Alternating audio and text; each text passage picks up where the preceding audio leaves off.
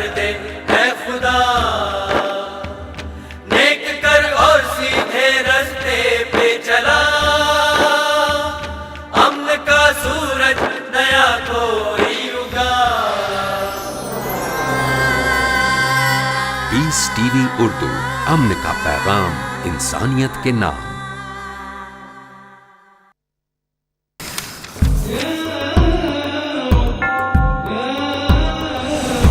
داهمتنا الكروب أغرقتنا العيوب، فاكفنا همنا يا حبيب القلوب.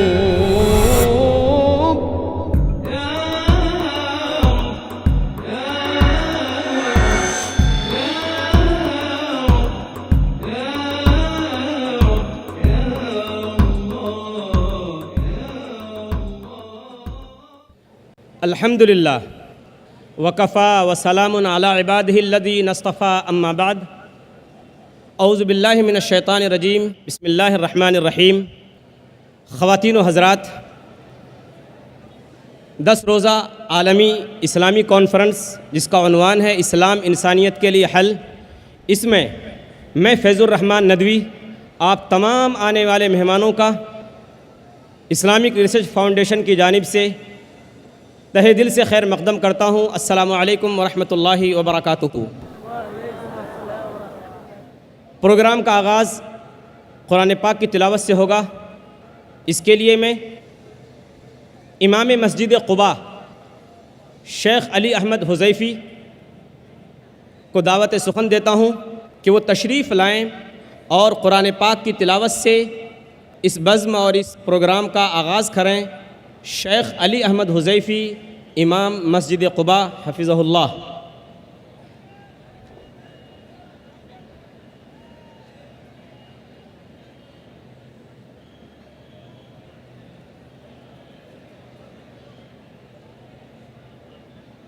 أعوذ بالله من الشيطان الرجيم.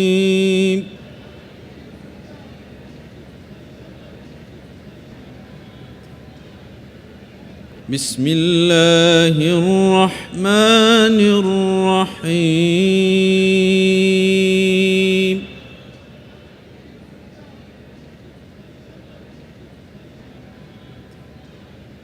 هو الله الذي لا إله إلا هو.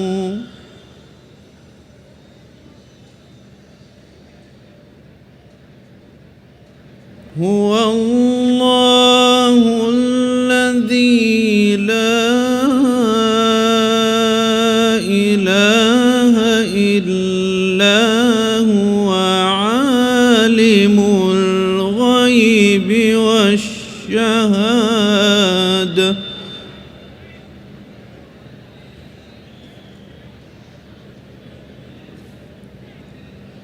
هو الرحمن الرحيم.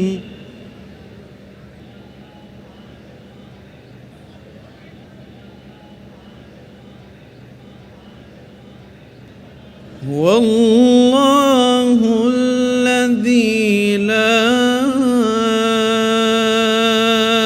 إله إلا هو،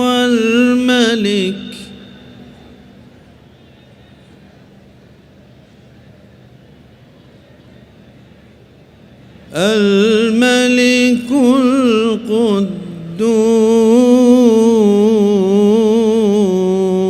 القدوس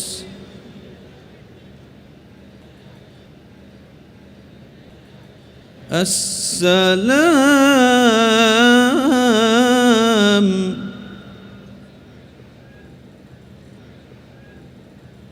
المؤمن المهيمن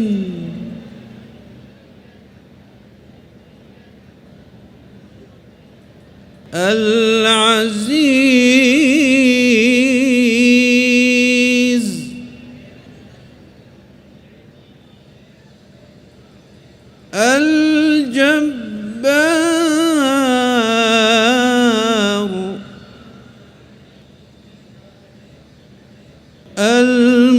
المتكبر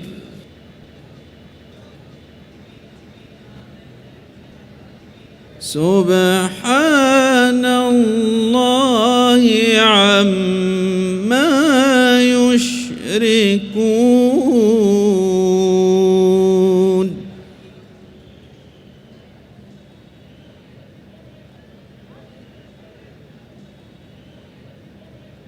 هو الله الذي لا إله إلا هو الملك القدوس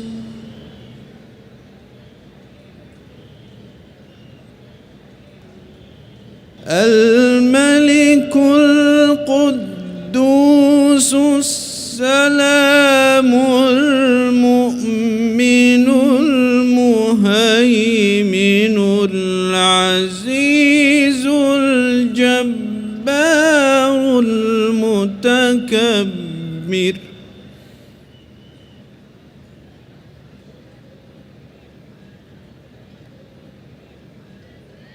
سبحان الله عما يشركون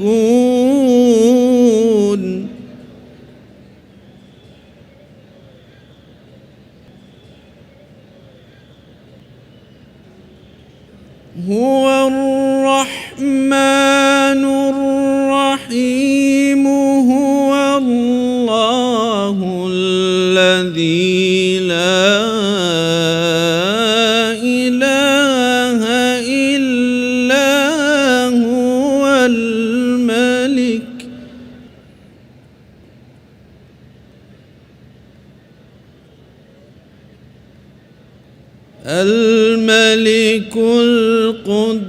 القدوس السلام المؤمن المهيمن العزيز الجبار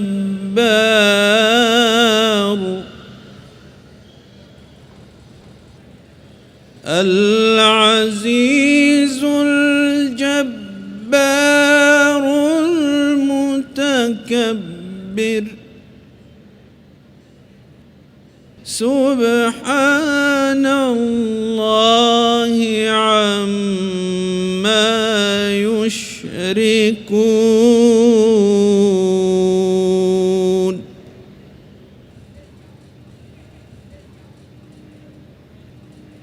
هو الله الخالق البارئ المصور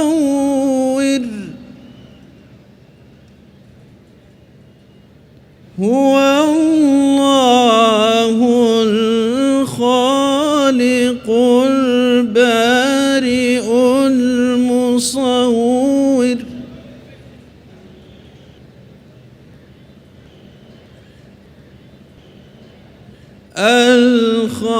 الخالق البارئ المصور له الأسماء الحسنى يسبح له ما في السماوات والأرض وهو العزيز الحكيم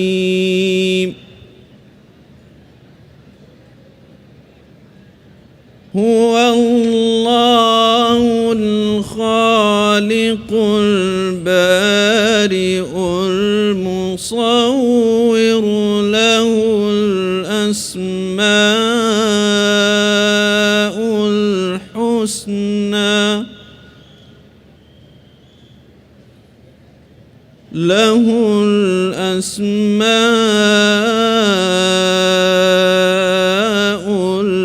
الحسنى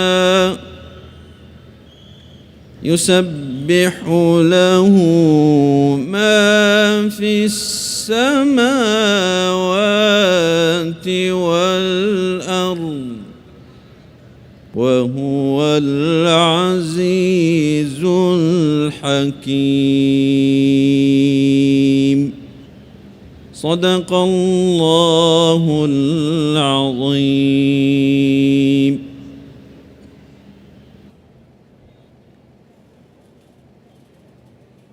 जज़ाकल्लाह। इमाम मस्जिद क़ुबा शेख अली हुज़ैफ़ी साहब, इमाम मस्जिद क़ुबा ने सूरह हश्र सूरह नंबर 59 आयत नंबर 22 से 24 तक की तिलावत की है। आइए हम उन आयतों का तर्जुमा सुनते हैं। अल्लाह की पनाह में आता हूँ मैं शैतान मरदूद से। अल्लाह के नाम से शुरू करता हूँ जो बड़ा मेहरबान निहायत रहम करने वाला है। वही अल्लाह है जिसके सिवा कोई माबूद नहीं, छुपे खुले का जानने वाला, मेहरबान और रहम करने वाला।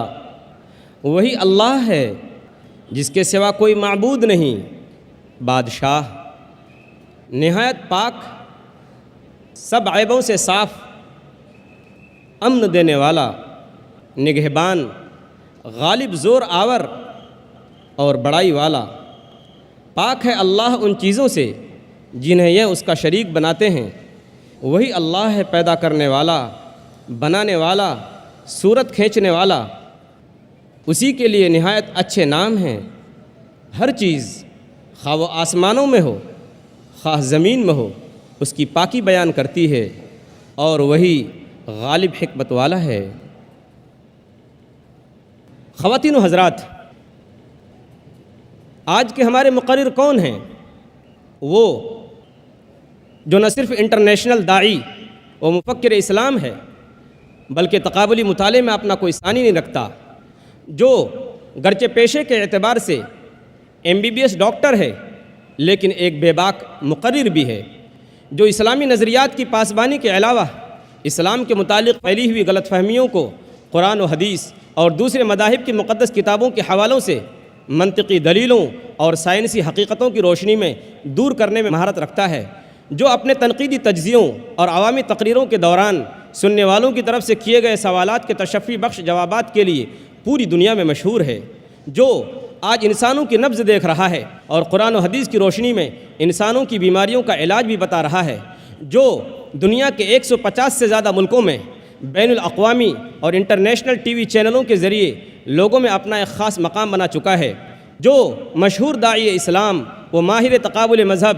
शेख अहमद दीदात ने सन 1994 में उन्हें दीदात प्लस कहा था और सन 2000 में इस्लाम और तक़ाबुल अदियान के मैदान में उनकी खिदमत को सराहते हुए कहा था, बेटे तुमने जो काम 4 सालों में किया है उसको पूरा करने में मुझे 40 साल लगे। अल्हम्दुलिल्लाह। मेरी मुराद डॉक्टर ज़ाकिर नायक से है, जिनकी तकरीर का उन्वान है खुदा का तसव्वुर मुख्तलिफ मज़ाहिब में। आइए हम इस्तक़बाल करते हैं इस्लाम के इस अज़ीम दाई व मुबल्लिग़ का, डॉक्टर ज़ाकिर नायक।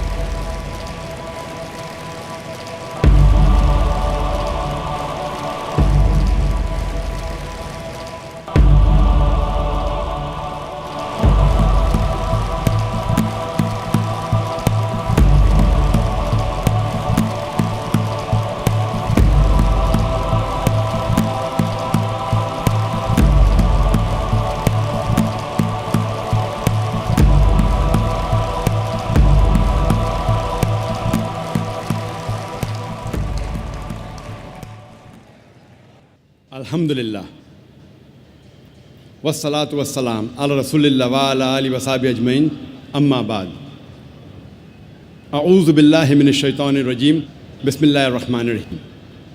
कुल या अहलल किताब तालौ इला कलिमतिन सवाइम बैना बैनकुम अल्ला नअबुद इल्लल्लाह वला नुश्रिका बिही शैय्यन वला यत्तखिज़ बादुना बादन अरबाबन मिन दुनिल्लाह फ़इन तवल्लौ फ़कुलू शहदू बिअन्ना मुस्लिमून रब्बि इश्रह ली सदरी व यस्सिर ली अमरी वहलुल उक़दतम मिन लिसानी यफ़क़हू क़ौली।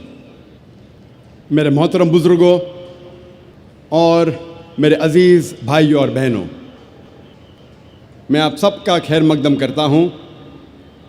अस्सलामु अलैकुम वरहमतुल्लाहि वबरकातुहू। अल्लाह सुब्हाना व तआला की सलामती, रहमत और बरकत आप सब पर हो। जैसे आप जानते हैं कि अक्सर मैं तकरीर अंग्रेज़ी में ही करता हूँ। चंद मौक़ों पर मैं कोशिश करता हूँ कि कुछ बात उर्दू या हिंदी में कहूँ। क्योंकि मेरी तालीम अंग्रेज़ी में हुई है, ज़ाहिर है कि इस उर्दू या हिंदी तकरीर में मैं काफ़ी गलतियाँ करूँगा। तो तकरीर के शुरू में ही इन गलतियों के लिए मैं आप सबसे माज़रत चाहता हूँ और उम्मीद रखता हूँ कि आप मेरे इन गलतियों को नज़रअंदाज करेंगे और मेरे तकरीर के पैगाम पर तवज्जो देंगे। आज की तकरीर का मौजू है खुदा का तसव्वुर मुख्तलिफ मज़ाहिब में, concept of God in various religions. Religion, according to the Oxford Dictionary, means a belief in a superhuman controlling power, a personal god or gods that deserve worship and obedience. Religion या मज़हब Oxford dictionary के मुताबिक इसके मानी है कि ईमान रखना एक इंसान से ऊंची कुदरत में, एक इंसान से ऊंची ताकत में, या एक अपने खुदा में या खुदाओं में जिसका कहना लोग मानते हैं और जिसकी इबादत करते हैं। सो मज़हब ऑक्सफोर्ड डिक्शनरी के मुताबिक है खुदा में मानना। इस तकरीर के शुरू में मैंने कुरान मजीद की एक आयत की तिलावत की थी जो सूरह अल इमरान से है, सूरह नंबर 3 आयत नंबर 64 से। अल्लाह सुब्हानहू व तआला फरमाते हैं, कुल या अहलल किताब, कहो अहले किताब से, तालो इला कलिमतिन सवाइम बैना बैनकुम, आओ उस बात की तरफ जो आप और हम में यकसा है। अल्लाह नअबुद इल्लल्लाह, कि हम अल्लाह सुब्हाना व तआला के अलावा किसी और की इबादत न करें। वला नुश्रिका बिही शैय्यन, हम उसके साथ किसी को शरीक न करें। वला यत्तखिज़ बादुना बादन अरबाबन मिन दुनिल्लाह, हम आपस में खुदा अल्लाह के अलावा किसी और को माबूद ना बनाएं। फ़इन तवल्लौ फ़कुलू शहदू बिअन्ना मुस्लिमून, अगर वो नहीं माने तो हम शहादत देते हैं कि हम मुस्लिम हैं। ये कुरान मजीद की आयत सूरह अल इमरान सूरह नंबर 3 आयत नंबर 64 खुसूसन इसके शुरू में आता है, कुल या अहलल किताब, कहो अहले किताब से। लेकिन उमूमी तौर पे, आम तौर पे ये आयत किसी भी मज़हब के मानने वालों के लिए इस्तेमाल की जा सकती है। स्पेसिफिकली इट इज़ फॉर अहले किताब, Jews and Christians, but generally it is for all types of people believing in religion. और मेरे मुताबिक ये कुरान मजीद की आयत सूरह अल इमरान सूरह नंबर 3 आयत नंबर 64, मैं इसे कहता हूँ मास्टर की फदावा। दावती मैदान में सारे तालों को खोलने वाली चाबी, मास्टर की इन द फील्ड ऑफ दावा। तालो इला कलिमतिन सवाइम बैना बैनकुम, आओ उस बात की तरफ जो आप और हम में यकसा है। सबसे पहली बात है अल्लाह नअबुद इल्लल्लाह, कि हम अल्लाह खुदा के अलावा किसी और की इबादत ना करें। वला नुश्रिका बिही शैय्यन, हम अल्लाह के साथ किसी और को शरीक ना करें। वला यत्तखिज़ बादुना बादन अरबाबन मिन दुनिल्लाह, हम आपस में अल्लाह के अलावा, खुदा के अलावा किसी और को माबूद ना बनाएं। ये मेरे नज़दीक इट इज़ द मास्टर की फदावा। दावती मैदान में मैं इसे कहता हूँ सारे तालों को खोलने वाली चाबी। और जब मुख्तलिफ मज़ाहिब का मुताला करते हैं हमें पता चलता है कि सारे मज़हब के मानने वाले वो ये मानते हैं कि जिस खुदा की वो इबादत करते हैं वो ये समझते हैं कि वो खुदा उनके लिए भी है और दूसरों के लिए भी है। मिसाल के तौर पे जो खुदा जो ईश्वर में हिंदू मानते हैं, जिसकी इबादत करते हैं, वो ये मानते हैं कि ये ईश्वर हिंदू के लिए भी है और गैर हिंदू के लिए भी है। जो खुदा में ईसाई मानते हैं वो ये मानते हैं कि वही खुदा ईसाई के लिए भी है और गैर ईसाई के लिए भी है।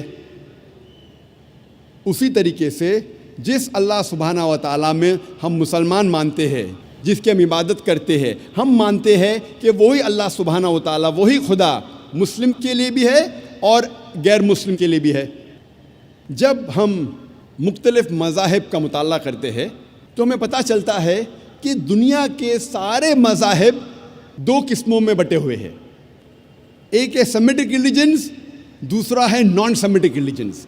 एक है सेमिटिक मज़ाहिब, दूसरा है नॉन सेमिटिक मज़ाहिब। सेमिटिक मज़ाहिब वो मज़ाहिब है जिसे शुरू में सीमाइट्स ने माना था। सीमाइट्स कौन है?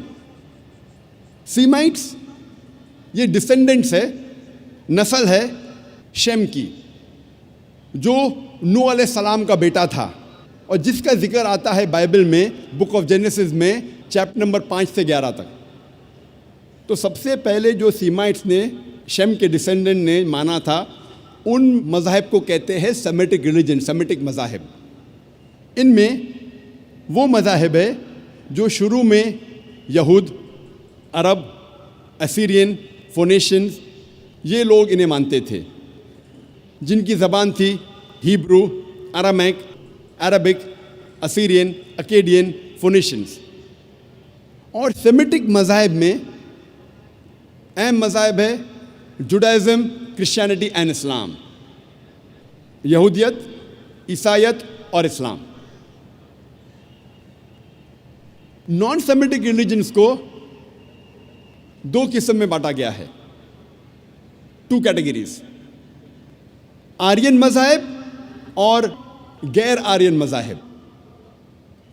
आर्यन मज़ाहिब वो मज़ाहिब है जो शुरू में आर्यन जिसे मानते थे। आर्यन एक पावरफुल इंडो यूरोपियन ग्रोह है जो फैला ईरान और नॉर्थ वेस्ट इंडिया में 1500 से 2000 कब्ल मसीह में, 1500 to 2000 ईयर BC। आर्यन मज़ाहिब फिर से दो किस्मों में बांटा गया है, वैदिक मज़ाहिब और गैर वैदिक मज़ाहिब। वैदिक मज़हब उसे कहते हैं जो मज़हब वेद की बुनियाद पे है और उसे कहा जाता है हिंदुइज़्म या ब्राह्मणिज़्म। गैर वैदिक मज़ाहिब में है सिखिज़्म, जैनिज़्म, बुद्धिज़्म, ज़ोरास्ट्रियनिज़्म जिसे कहते हैं पारसीइज़्म वगैरह। नॉन आर्यन मज़ाहिब ये डिवाइडेड है इलाके के बेस पे। मिसाल के तौर पे जो चाइना में वजूद में आया कॉन्फ्यूशनिज़्म, ताओइज़्म, जो जापान से वजूद में आया शिंटोइज़्म वगैरह। लेकिन जितने भी नॉन आर्यन मज़ाहिब है ये मज़ाहिब में खुदा का तसव्वुर नहीं है, इसीलिए इसे कहा जाता है अंग्रेज़ी में these are called as ethical systems. So ये ऑक्सफोर्ड डिक्शनरी के डेफिनेशन के मुताबिक इन्हें मज़ाहिब नहीं कह सकते, इसे कहा जाता है एथिकल सिस्टम्स। इसीलिए आज की तकरीर में मैं सिर्फ सेमिटिक रिलीजन्स और आर्यन रिलीजन्स का जिक्र करूँगा जो खुदा में मानते हैं। कोई भी मज़हब के खुदा को जानने के लिए हमें उस मज़हब के मानने वालों को नहीं देखना चाहिए, क्योंकि कई बार मज़हब के मानने वाले खुद ये नहीं जानते कि उनके मज़हब में खुदा का तसव्वुर क्या है। इसीलिए सबसे बेहतरीन और सबसे अच्छा तरीका कोई भी मज़हब के खुदा को जानने के लिए वो है कि हम ये जानें कि उस मज़हब के ग्रंथों में, उन मज़हब की किताबों में खुदा के बारे में क्या लिखा है। इसीलिए आज हम तहकीक करेंगे खुदा का तसव्वुर मुख्तलिफ मज़ाहिब में, ये तहकीक करने के बाद कि उन मज़ाहिब की किताबों में खुदा के बारे में क्या लिखा है। सबसे पहले हम तस्करा करेंगे आर्यन मज़ाहिब का। इसमें हम तस्करा करेंगे वैदिक मज़हब का। हम सबसे पहले जानने की कोशिश करेंगे कि हिंदुइज़्म में खुदा का तसव्वुर क्या है। जब हम कोई आम हिंदू से पूछते हैं कि आप कितने खुदाओं में मानते हैं, कुछ हिंदू कहेंगे 3, कुछ कहेंगे 10, कुछ कहेंगे 100, कुछ कहेंगे 1000 और कुछ कहेंगे 33 करोड़ 330 मिलियन। लेकिन जब हम एक विद्वान हिंदू से पूछते हैं जो अपने हिंदू ग्रंथ का मुताला कर चुका है कि हिंदू मज़हब में एक हिंदू को कितने खुदाओं में मानना चाहिए, तो वो हिंदू विद्वान कहेगा कि हिंदू को सिर्फ एक खुदा में मानना चाहिए और सिर्फ एक खुदा की इबादत करना चाहिए। लेकिन आम हिंदू वो एक फ़लसफ़े में मानते हैं जिसे कहते हैं पैंथीइज़्म। पैंथीइज़्म के मानी सब कुछ खुदा है, और आम हिंदू ये मानता है कि सब कुछ खुदा है। पेड़ खुदा है, सूरज खुदा है, चांद खुदा है, इंसान खुदा है, सांप खुदा है। हम मुसलमान ये मानते हैं कि सब कुछ खुदा का है। पेड़ खुदा का है, चांद खुदा का है, सूरज खुदा का है, इंसान खुदा का है, सांप खुदा का है।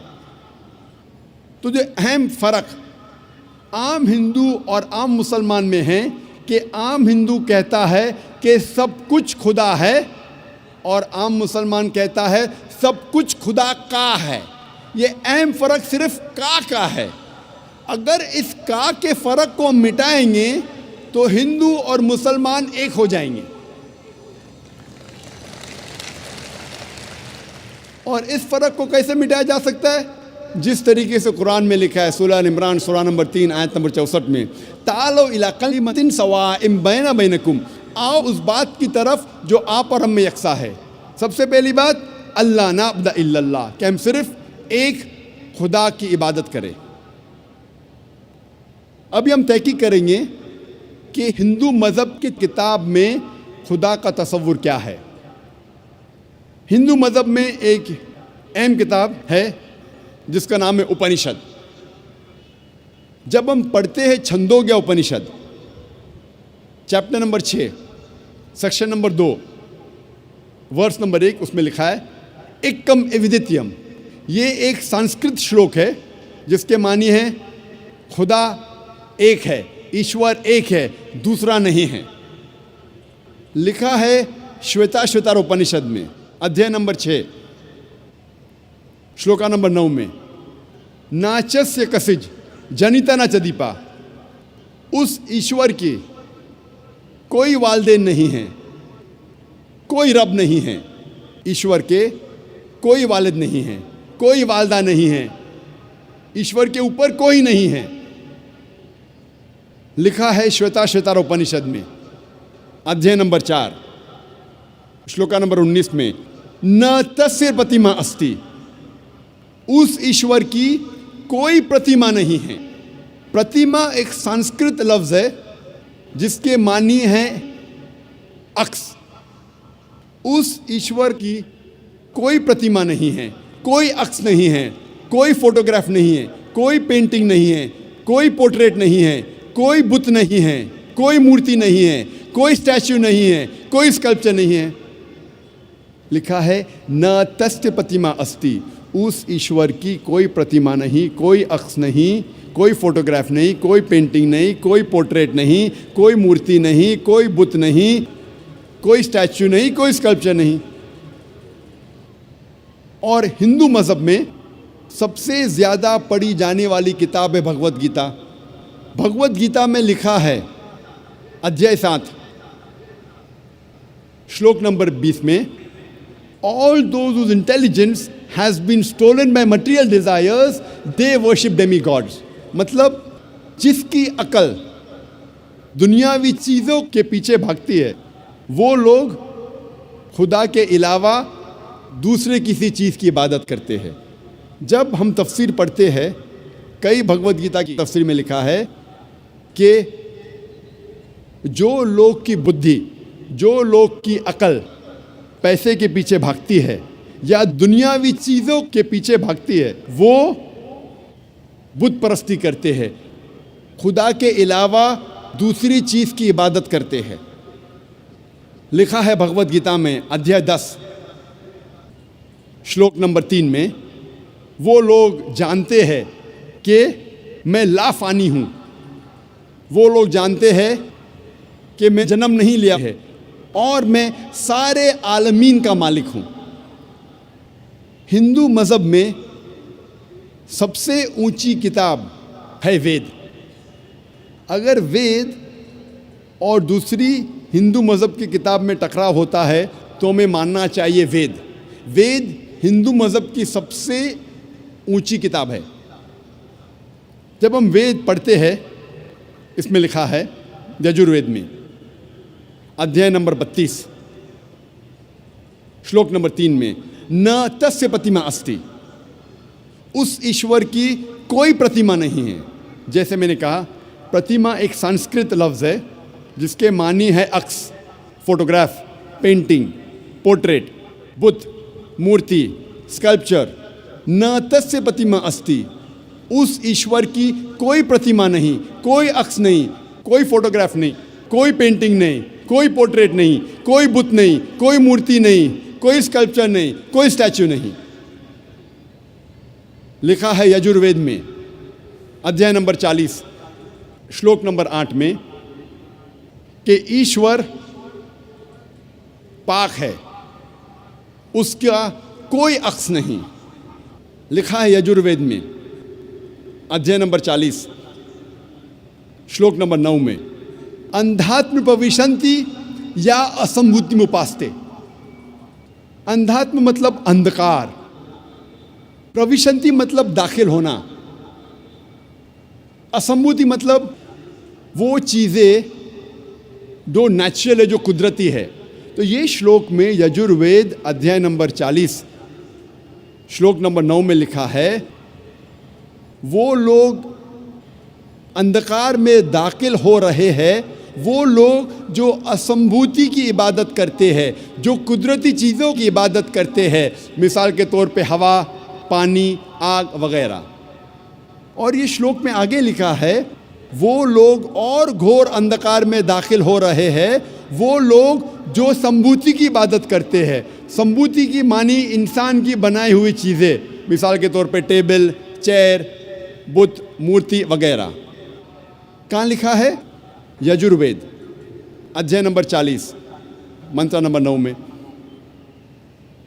आगे जब पढ़ते अथर्ववेद में लिखा है किताब नंबर 20 अध्याय नंबर 58 मंत्र नंबर 3 में, देव महासी, महान है वो ईश्वर। और वेद में सबसे ऊंची मानने वाली वेद है ऋग्वेद। वेद 4 किस्म की होती है, ऋग्वेद, यजुर्वेद, सामवेद, अथर्ववेद। ये चारों में सबसे ऊंची वेद है ऋग्वेद। ऋग्वेद में लिखा है किताब नंबर 1 अध्याय नंबर 164 मंत्र नंबर 46 में, एकम सत विप्र बहुधा वेदांते, सत्य एक है, सच एक है, ईश्वर एक है। और साधु संत और विद्वान इस ईश्वर को कई नामों से पुकारते हैं। ये पैगाम फिर से दोहराया गया है ऋग्वेद में किताब नंबर 10 अध्याय नंबर 114 मंत्र नंबर 5 में। इसमें लिखा है कि खुदा एक है, ईश्वर एक है, ईश्वर एक है, लेकिन विद्वान, संत, साधु इस ईश्वर को कई नामों से पुकारते हैं। और जब हम ऋग्वेद पढ़ते हैं किताब नंबर 2 अध्याय नंबर 1, सिर्फ किताब नंबर 2 अध्याय नंबर 1 में 33 नाम और सिफतें दिए गए हैं इस ईश्वर को। इनमें से एक है ऋग्वेद किताब नंबर 2 में अध्याय नंबर 1 में मंत्र नंबर 3 में ब्रह्मा। ब्रह्मा कहा जाता है उस ईश्वर को जो बनाने वाला है। जब हम अंग्रेजी में तर्जुमा करते हैं तो इसे कहते हैं क्रिएटर। जब उर्दू या अरबी में तर्जुमा करते इसे कहते हैं खालिक। हम मुसलमानों को कोई एतराज़ नहीं अगर कोई कहता है कि खुदा या ईश्वर खालिक है या क्रिएटर है या बनाने वाला है, लेकिन अगर कोई शख्स कहता है क्या ब्रह्मा खुदा है जो बनाने वाला है, लेकिन उसके 4 सिर है और हर सिर पर क्राउन है, हम मुसलमान इस पे एतराज़ लेते हैं, क्योंकि आप ईश्वर को अक्स दे रहे हैं। और साफ तौर पे लिखा है श्वेताश्वतरा उपनिषद में अध्याय नंबर 4 श्लोका नंबर 19 में, न तस्य प्रतिमा अस्ति, उस ईश्वर की कोई प्रतिमा नहीं, कोई अक्स नहीं, कोई फोटोग्राफ नहीं, कोई पेंटिंग नहीं, कोई पोर्ट्रेट नहीं, कोई मूर्ति नहीं, कोई बुत नहीं, कोई स्टैच्यू नहीं, कोई स्कल्पचर नहीं। एक और सिफत या नाम ऋग्वेद किताब नंबर 2 अध्याय नंबर 1 मंत्र नंबर 3 में दिया गया है, वो है विष्णु। विष्णु कहते हैं पालने वाले ईश्वर को। अगर अंग्रेजी में तर्जुमा करते तो हो जाता है सस्टेनर, चेरिशर। उसको अरबी या उर्दू में तर्जुमा करते हो जाता है रब। हम मुसलमानों को कोई एतराज़ नहीं अगर कोई कहता है कि खुदा या ईश्वर रब है, सस्टेनर है, चेरिशर है, पालने वाला है। लेकिन अगर कोई शख्स ये कहता है कि विष्णु पालने वाला खुदा है, पालने वाला ईश्वर है, और उस ईश्वर के 4 हाथ है जैसे इंसानों जैसे, और एक हाथ में चक्रा है और दूसरे हाथ में कौंच है, और वो पानी पे जा रहा है सांपों पे बैठकर, या हवा में उड़ रहा है एक परिंदा जिसका नाम है गरुड़ा पर, हम मुसलमान इस पर एतराज़ करते हैं क्योंकि आप खुदा को अक्स दे रहे हैं। और आप यजुर्वेद अध्याय नंबर 32 मंत्र नंबर 3 के खिलाफ जा रहे हैं, जिसमें लिखा है न तस्य प्रतिमा अस्ति, उस ईश्वर की कोई प्रतिमा नहीं, कोई अक्स नहीं, कोई फोटोग्राफ नहीं, कोई पोर्ट्रेट नहीं, कोई पेंटिंग नहीं, कोई बुत नहीं, कोई मूर्ति नहीं, कोई स्कल्पचर नहीं, कोई स्टैच्यू नहीं। जब हम ऋग्वेद पढ़ते हैं, ऋग्वेद में लिखा है किताब नंबर 8 में अध्याय नंबर 1 मंत्र नंबर 1 में, मां चिदन यदि संसद, इबादत सिर्फ वो एक ईश्वर की करो, सिर्फ उसकी प्रशंसा करो। लिखा है ऋग्वेद में किताब नंबर 6 अध्याय नंबर 45 मंत्र नंबर 16 में, या एक मुश्ती ही, प्रशंसा सिर्फ वो एक खुदा की करो, सिर्फ उसकी इबादत करो। और हिंदू मज़हब में जो ब्रह्मा सूत्रा है, जो हिंदू मज़हब का कलमा है, वो है एकम ब्रह्म द्योत्या नास्ते, नैना नास्ते किंचन, भगवान एक ही है, दूसरा नहीं है, नहीं है, नहीं है, जरा भी नहीं है। There is only one God, not a second one, not at all, not at all, not in the least bit. जब हम हिंदू मज़हब की किताबों का मुताला करते हैं, हमें पता लगता है कि हिंदू मज़हब में लिखा है कि एक ही ईश्वर, एक ही खुदा की इबादत करो, जिसकी कोई प्रतिमा नहीं, जिसका कोई अक्स नहीं, जिसका कोई फोटोग्राफ नहीं, कोई पेंटिंग नहीं, कोई पोर्ट्रेट नहीं, कोई बुत नहीं, कोई मूर्ति नहीं, कोई स्टैच्यू नहीं, कोई स्कल्पचर नहीं। अगर आपको समझना है कि हिंदू मज़हब में खुदा या ईश्वर का सही तस्वुर क्या है, तो आपको हिंदू मज़हब की किताबों का मुताला करना चाहिए। अब हम तस्करा करेंगे सिख मज़हब में खुदा का तस्वुर क्या है। सिख मज़हब वजूद में आया 15वीं सदी के आखिरी में, और इसके बानी थे गुरु नानक साहिब। और ये शुरू हुआ एक ऐसे इलाके में जो 5 नदियों का इलाका था और कहा जाता था पंजाब, जो मौजूद है पाकिस्तान और नॉर्थ वेस्ट इंडिया में। और गुरु नानक साहिब जो इसके बानी हैं, वो पैदा हुए थे हिंदू धर्म में,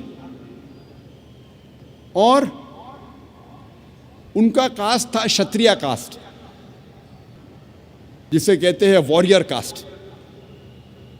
और गुरु नानक काफ़ी मुतासिर थे मुसलमानों से। ये सिख मज़हब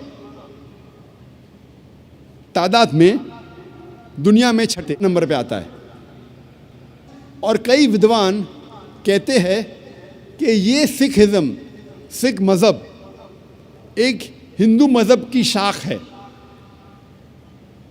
और सिखिज़्म, सिख मज़हब आता है लफ्ज़ शिष्या से, जिसके मानी है स्टूडेंट, फॉलोअर, डिसाइपल, जिसके मानी है तालिब, जिसके मानी है मानने वाला। और ये सिख मज़हब 10 गुरुओं का मज़हब है। सबसे पहले गुरु जो बानी है गुरु नानक साहब, और 10वें गुरु है गुरु गोबिंद साहब। और इस मज़हब की किताब को कहते हैं आदि ग्रंथ या गुरु ग्रंथ साहिब। सिख मज़हब 5 क की बुनियाद पे है। सबसे पहला क है केश, अनकट हेयर, बाल नहीं काटना चाहिए। दूसरा क है कंगा, यानी कंगी, जिससे बाल साफ किया जा सकता है।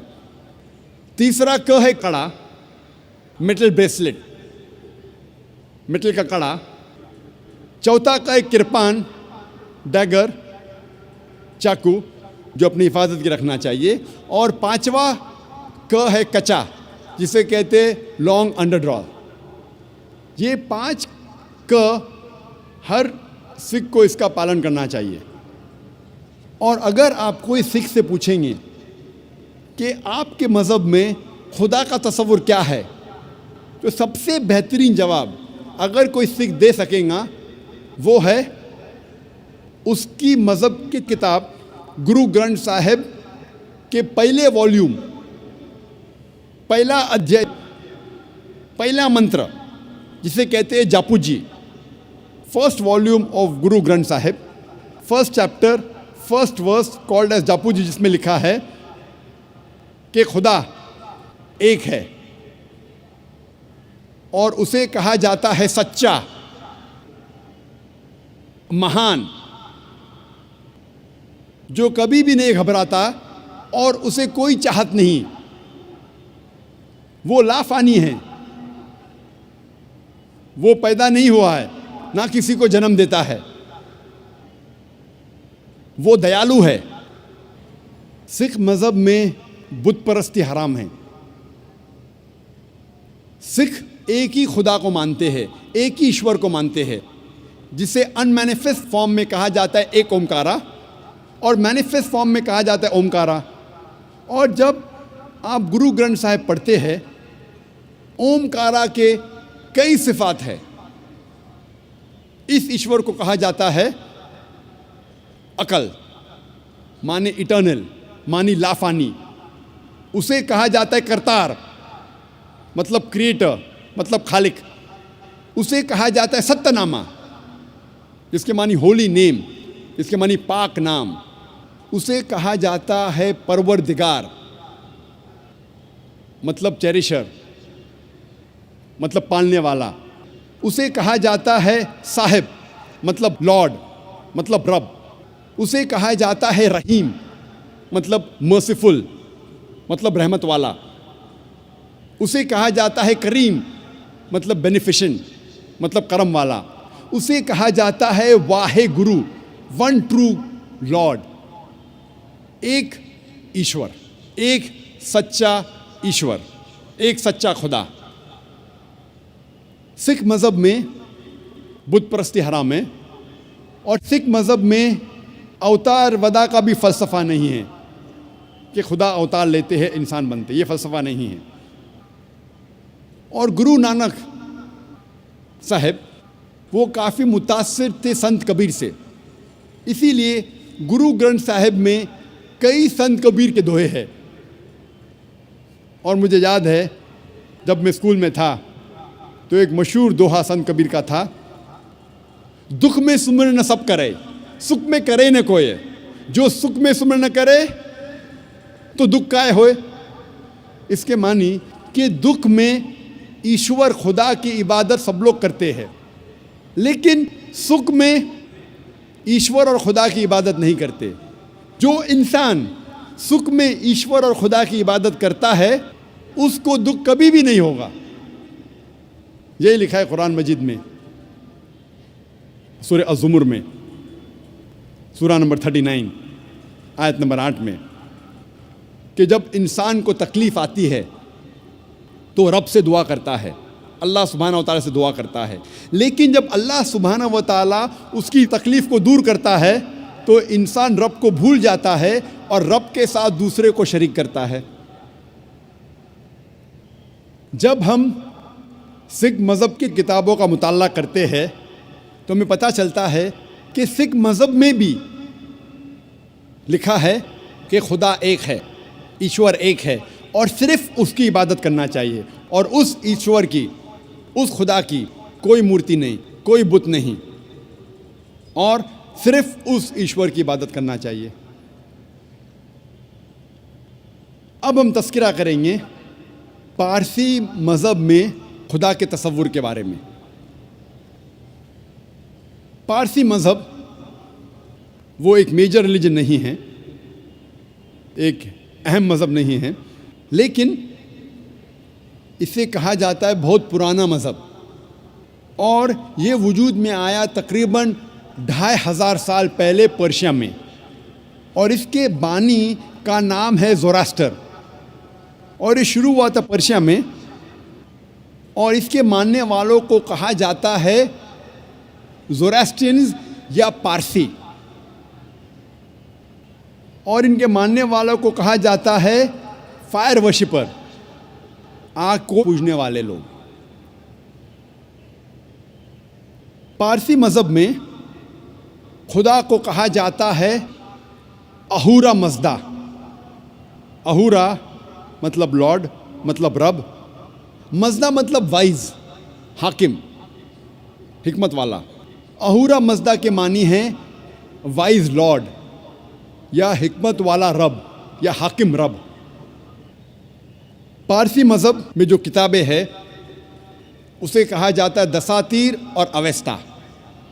जब हम दसातीर पढ़ते हैं तो दसातीर में लिखा है कि ईश्वर की कई सिफ़ात है, ईश्वर के कई नाम हैं, और ईश्वर की सिफ़ात में लिखा है दसातीर में कि ईश्वर खुदा एक है, वो खुदा बेनियाज है। इस खुदा, इस ईश्वर की शुरुआत नहीं, ना ही कोई अंत है। इस ईश्वर का कोई वालिद नहीं, कोई वालदा नहीं, कोई बीवी नहीं, कोई बेटा नहीं, और इस ईश्वर जैसा कोई नहीं है। इस ईश्वर का कोई अक्स नहीं। इस ईश्वर को कोई देख नहीं सकता, अपनी आँखों से इस ईश्वर को कोई देख नहीं सकता। इस ईश्वर को इंसान का दिमाग पूरी तौर पे समझ नहीं सकता, और ये ईश्वर इंसान के अपने आप से करीब है, हर इंसान से खुद अपने आप से करीब है। और जब पारसी मज़हब की दूसरी किताब का मुताला करते अवेस्ता, पारसी मज़हब में खुदा और ईश्वर की कई सिफात है। इसमें लिखा है अवेस्ता में, यासना में, अध्याय नंबर 31 वर्ष नंबर 7 और 11 में, यासना अध्याय नंबर 44 वर्ष नंबर 7 में, यासना चैप्टर नंबर 50 वर्ष नंबर 11 में, यासना चैप्टर नंबर 51 वर्ष नंबर 7 में खुदा को कहा गया है एज द क्रिएटर, खालिक, उसकी सिफात है खालिक। जब आगे पढ़ते हैं अवस्था, खुदा की एक सिफत दी गई है महान, ग्रेट, उर्दू में कहेंगे, अरबी में कहेंगे अकबर। ये लिखा है यासना में chapter number 33, chapter number 33 verse number 11 में, और Yasna chapter number 45 verse number 6 में। आगे जब पढ़ते अवस्था, उसमें लिखा है कि ईश्वर, खुदा की एक सिफत दी गई है एज बेनिफिशेंट, अरबी में तर्जुमा करें हो जाता है रहीम।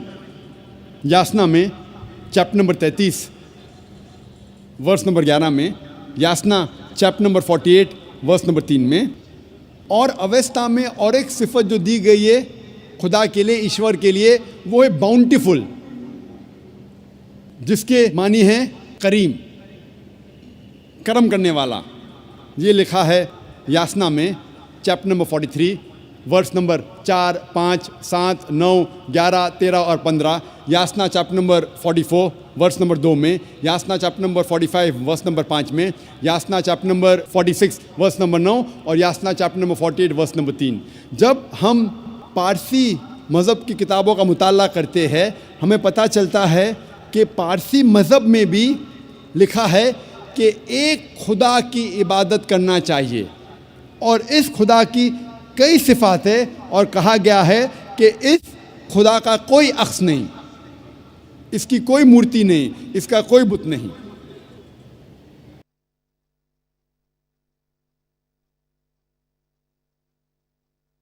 मुताला करेंगे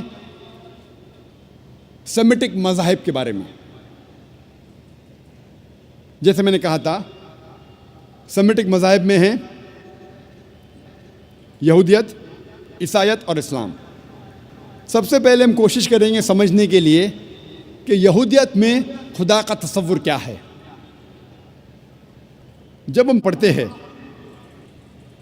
ओल्ड टेस्टामेंट, पढ़ते हैं फर्स्ट 5 बुक्स, इसमें लिखा है बुक ऑफ ड्यूटोनॉमी में अध्याय नंबर 6 वर्स नंबर 4 में मूसा अलैहिस्सलाम कहते हैं शमा इज़राइलो अदनलहैन अदन खद।